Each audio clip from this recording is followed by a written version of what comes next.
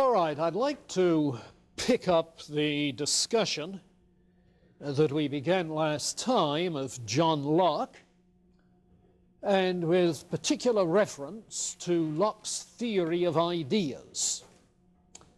Let's try and pick up the threads by reminding ourselves that Locke, like Descartes, has a representational theory of knowledge. That is to say that knowledge is basically of our own ideas. Ideas are the immediate objects of our awareness. And so knowledge is at best representational. The mind observes its own ideas and infers from these what there is in the external world. So when we discuss Locke's theory of ideas, we're talking about those mental representations. Tremendously important to keep that in mind, because by setting the stage that way, he's opening himself up to problems about whether or not we can show that there are external material bodies outside the mind. Whether or not there are other minds other than one's own. Whether or not there is an objectively real God rather than just the idea of God. Whether or not there are objectively binding moral obligations rather than just our ideas of certain moral obligations. In other words, he's opening himself up to the question as to whether we can know anything more than appearances, phenomena, as distinct from reality in itself.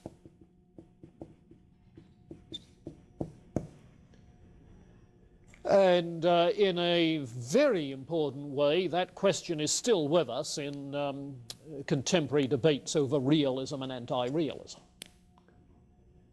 And so Locke, in a way, is setting the stage for a great deal that comes later.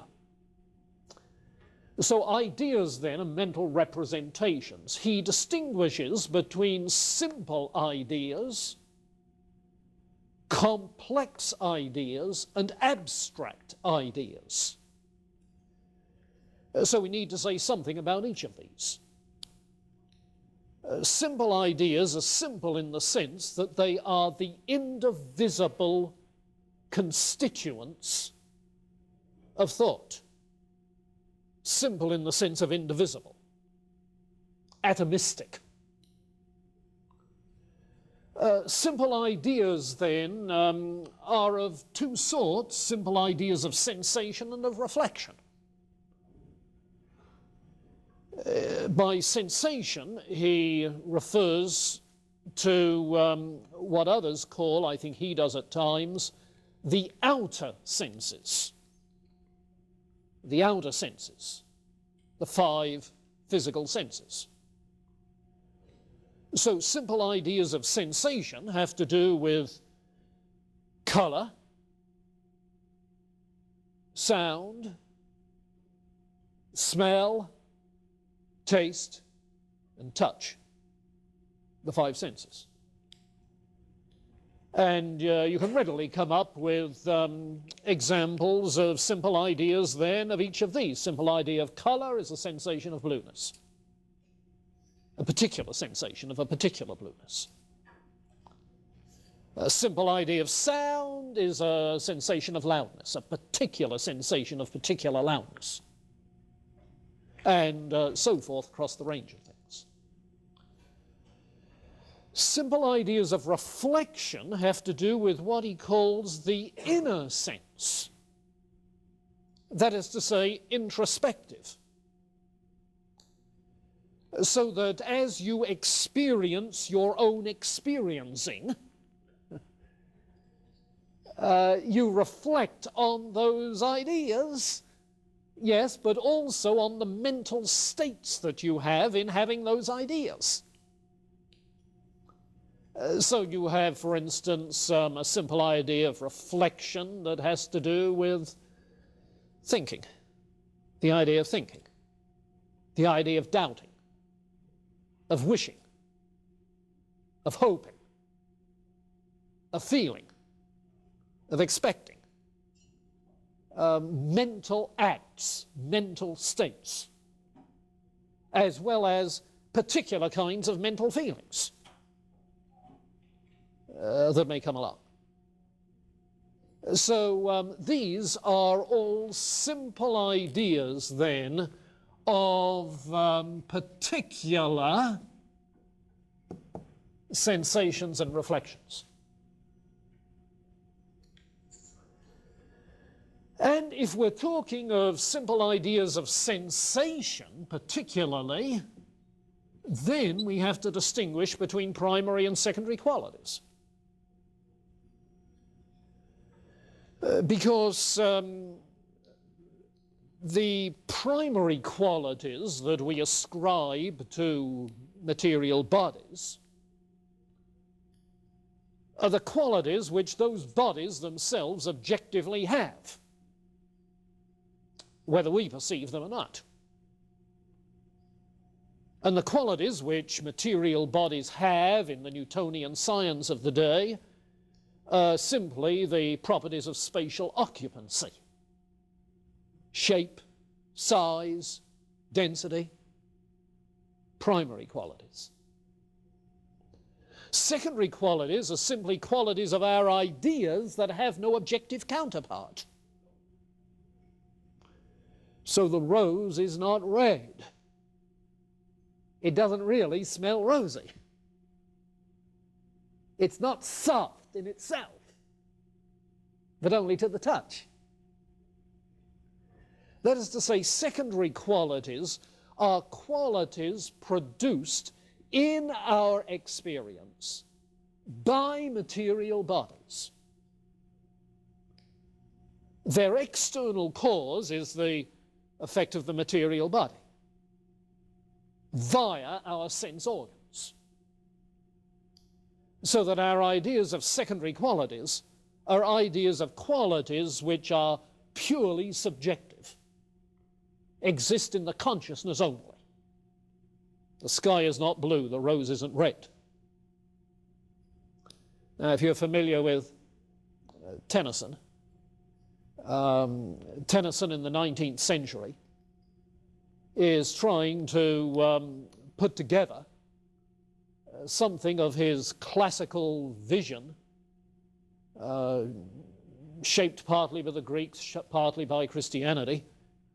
He's trying to put that together with this scientific worldview of the Newtonian sort, you see. And it's this world stripped of secondary qualities, a world without colour and sound, smell, of which he says, "Can I take a thing so dead, embrace it for my mortal good?" You see. You can see how the romanticist was going to abhor this kind of a universe. Wordsworth's heart dances with the daffodils, you see. Never John Locke's. Couldn't.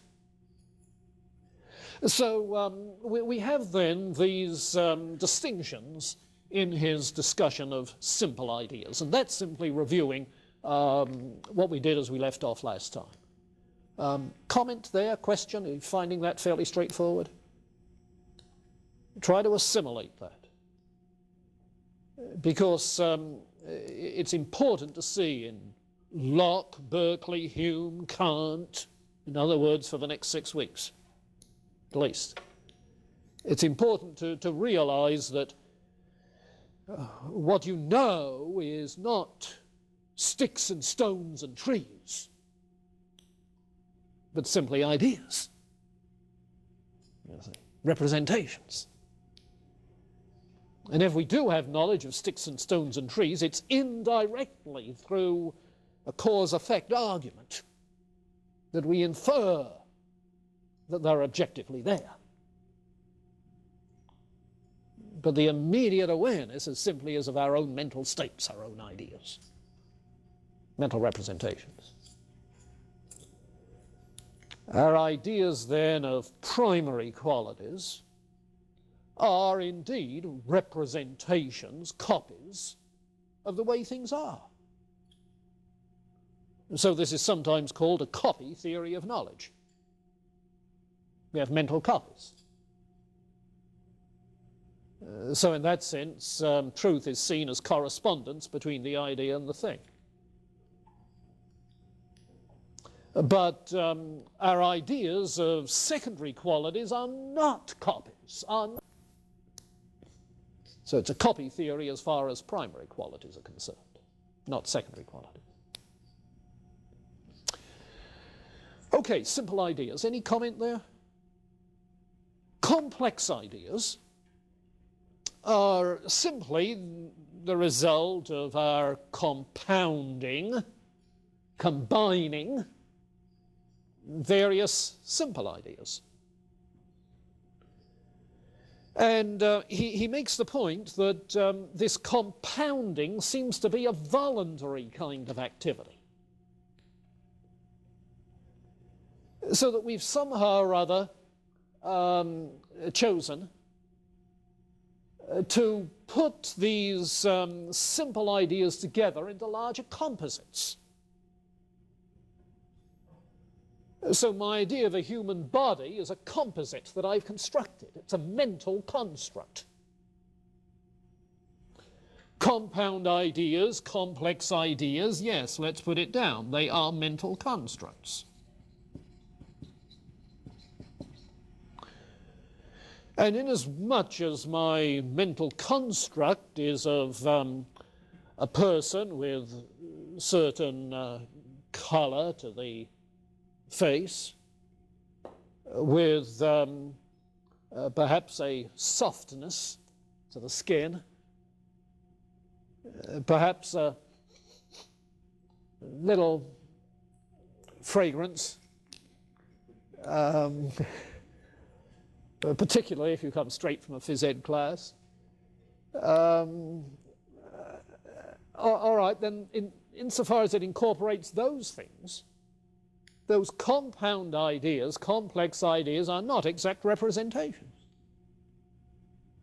Because the secondary qualities are subjective. They don't have objective correlates. You see? So there's no guarantee, built-in guarantee, that our complex ideas of bodies and houses and ships and trees have objective reference just as they are. Complex ideas are mental constructs. He gives a number of examples, and they become crucially important in the development of this tradition. Take, for instance, the example of power, causal power, which he discusses on 184, 185. He suggests this is a complex idea,